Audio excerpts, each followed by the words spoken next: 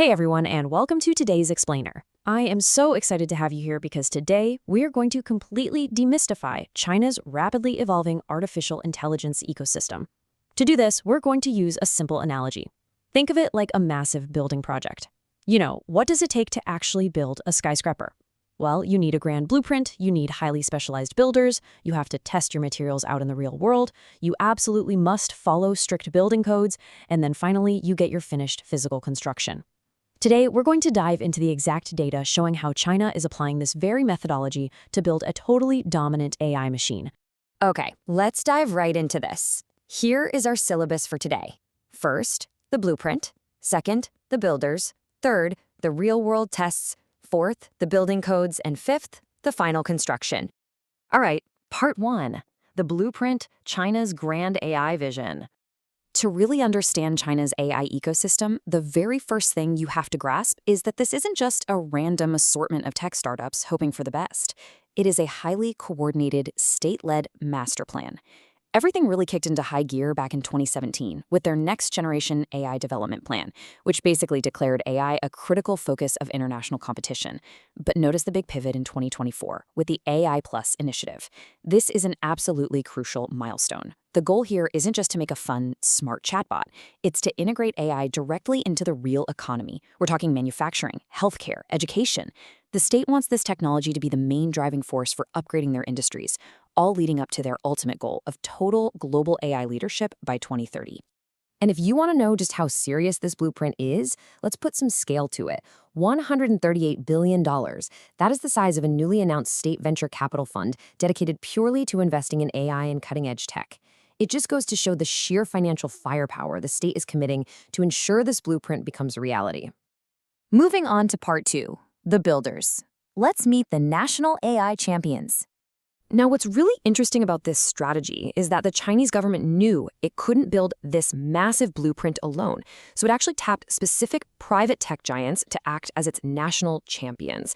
And to avoid any wasted or duplicated effort, the state gave a specific non-overlapping specialty to each corporate giant. For example, Alibaba acts as the ultimate traffic controller, building the smart city brain, literally syncing traffic lights in real time to eliminate rush hour delays. Meanwhile, Baidu was assigned to autonomous vehicles, focusing entirely on the driverless cars navigating those smart streets. Tencent handles medical intelligence, iFlyTech manages voice recognition, and SenseTime leads in intelligent vision. It's basically a perfectly partitioned construction crew. To really wrap your head around how these partnerships work, take what academics Karen M. Sutter and Zachary Arnold have to say. They describe these tech firms as hybrid players. Basically, they aren't fully state-owned, meaning they keep the operational flexibility and incredible speed of the private sector. But at the same time, the state directly guides their activities, provides massive funding, and completely shields them from foreign competition in their domestic market. It's a partnership explicitly designed to create a massive asymmetric advantage. So that's the high-level geopolitics and corporate strategy, right? But what does this actually look like in the real world for everyday people who are interacting with this technology? That brings us to part three, the real-world tests, cities and driverless cars. Let's look at how these national AI champions, specifically Baidu, are taking their assigned specialties straight out of the laboratory and onto the streets. Hit pause for a second and just absorb this number, 11 million. According to the Stanford AI Index report, Baidu's Apollo Go ride-hailing service provided approximately 11 million fully driverless rides in 2025 alone. We aren't talking about closed-off, controlled test tracks here. We are talking about commercial services operating at an absolutely incredible everyday scale. And this brilliantly illustrates the sheer momentum behind these initiatives. Check out this growth. Back in 2022, Baidu's Apollo Go had 1.5 million trips. By 2024, it was 4 million. And then boom, a massive leap to 11 million in 2025. That is a 175% year-over-year jump. It proves for sure that these state-backed projects have moved way, way beyond the research and development stage. The builders are actively deploying. But of course, operating at this scale naturally leads to a pretty critical question. When you have private tech giants deploying millions of autonomous systems and training massive artificial brains, how exactly does the state manage and control all that incredible power? Which leads us perfectly into part four, the building codes. Let's open up the new AI rulebook. Because look, AI development in China is definitely not the Wild West. It is bound by a very strict, carefully managed set of rules governing exactly what these models can and cannot do. The source material details a highly structured approval process that was finalized in late 2025. First up, companies have to register their algorithms with the government. Second, and this is fascinating, human testers must randomly evaluate the training data, and a model actually cannot use a given source unless at least 96% of the material is deemed safe.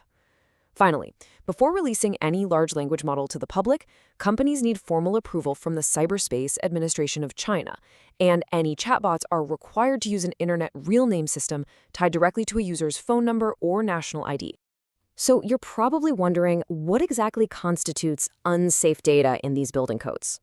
Well, the regulations define unsafe data across 31 distinct categories. This includes data that incites subversion of state power or the overthrow of the socialist system, as well as sources promoting violence, false information, or using someone's likeness without their permission. Furthermore, the rules explicitly dictate that AI must uphold the ideology of the Chinese Communist Party, including core socialist values, and models are actually required to decline prompts related to politically sensitive topics at a rate of 95%. It is a very strict regulatory framework designed to ensure the technology completely aligns with state directives.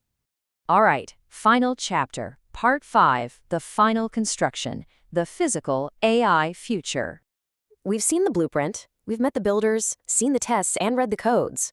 Now, what is the ultimate final construction? What's China's unique long-term vision for all this? Well, to really get it, we have to contrast it with the United States. The U.S. approach is heavily focused on pure compute scale, racing toward artificial general intelligence, using massive, incredibly expensive data centers and closed proprietary models.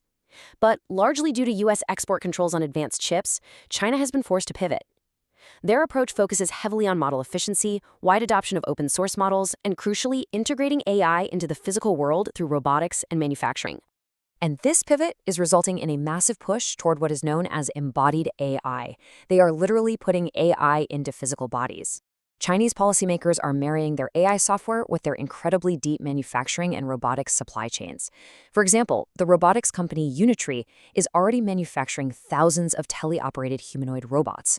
Electric vehicle makers like Xiaomi and NIO are actively testing humanoids right on their auto assembly lines.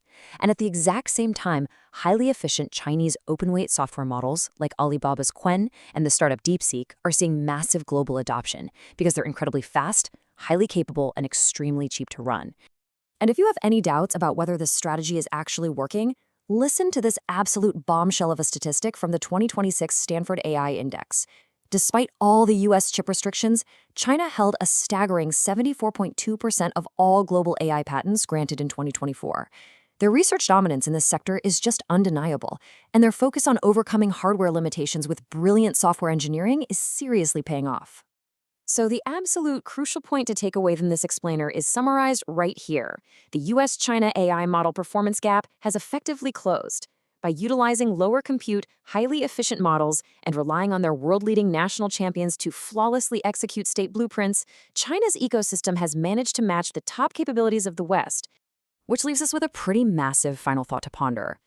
We are so used to thinking of AI as just a chatbot trapped inside a digital cloud, right?